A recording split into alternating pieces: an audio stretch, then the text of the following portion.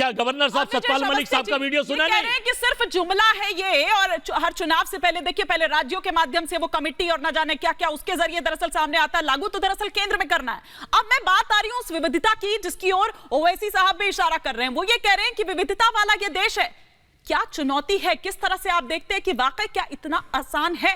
ये तो साफ हो गया कि भाई आएगा और 24 से पहले ही आ जाएगा। आज पीएम ने ये भी साफ यहां पर कर दिया, इस तरह जिस तरह के वो तमाम प्रहार किए और पॉइंटर्स रखे यहां पर। इसका मतलब पहली बात तो हिमानी जी जो मैंने शुरू में कही थी, ओवैसी साहब को ज्यादा ज्ञान है, और जो हमारे बाबा साहब अंबेडकर थे जिन्होंने कानून संविधान में समान नागरिक संहिता की बात की, उनको ज्ञान नहीं था। इसका मतलब तो ये कहना चाहते हैं, बड़ी साफ सी बात है। दूसरी, झूठ बोलना जो है ना, लगा हुआ टोपी नहीं पहनी, कभी किसी ने बिरयानी नहीं खाई, यहां बोल दो जो मर्जी बोलते रहो।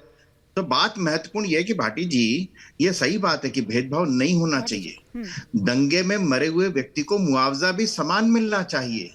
आप यह कह सकते हैं कि क्या उत्तर प्रदेश में जब आपकी सरकार थी तो दंगे में मरे हुए लोगों को समान मुआवजा मिलता था? बात हिमानी जी बड़ी साफ सी है, इसमें कहीं कोई हिंदू मुस्लिम का सवाल नहीं है। सवाल यह है कि अगर ये कहते हैं कि अगर समान कानून, और ये तो अजय वर्मा जी तो आचार नागरिक संहिता बोलने लग गया, उसको समान आचार नागरिक संहिता समान कानून संहिता है।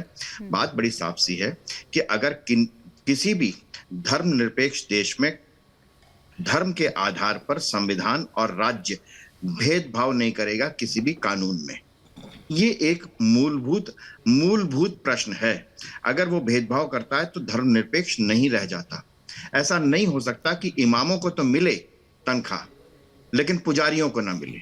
ऐसा नहीं हो सकता कि वक्फ बोर्ड की जमीन, वक्फ बोर्ड कहेगा कि ये मेरी जमीन है और उस पर कोई दावा नहीं ठोक सकता, कोई बता नहीं सकता कि आपने कागज दिखाओ। कागज वक्फ बोर्ड को नहीं दिखाने, उसको सिर्फ कहना है। ये नहीं हो सकता, ये नहीं होगा ना। बात बड़ी साफ सी है कि अब तक ये है कि हिंदू मंदिरों को तो देश में उसके चढ़ावे का पैसा सरकार लेती है, और मस्जिदों और वक्फ बोर्ड का पैसा कहाँ है? वो हज हाउस में खर्च होता है, हमारे टैक्स पेयर्स का पैसा। ये सब कुछ नहीं चलने वाला। अजय जी, आपको मालूम नहीं है, आप 65 साल तक इस देश की जनता को बेवकूफ बनाते रहे। आपने कहा कि वहां टोपी पहन ली, यहाँ टोपी पहन ली, कहीं किसी ने टोपी नहीं पहनी।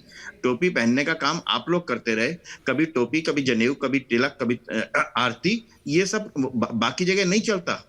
ये वोट, और सबसे अंत में 10 सेकंड और ले रहा हूं हिमानी जी, सिर्फ 10 सेकंड, कि आप यहां बैठ करके कुछ भी कहते रहे। भारत की आर्थिक स्थिति, देश के लोग नहीं, जिनके आंकड़े आप लोग कोट करते रहे हैं, उन्हीं आंकड़ों को कोट कर दीजिए, चाहे वो IMF हो, चाहे वो मूडी हो, चाहे वो कोई हो। भारत की आर्थिक व्यवस्था जो है पूरे विश्व में सबसे तेजी से फैलने वाली, बढ़ने वाली अर्थव्यवस्था है।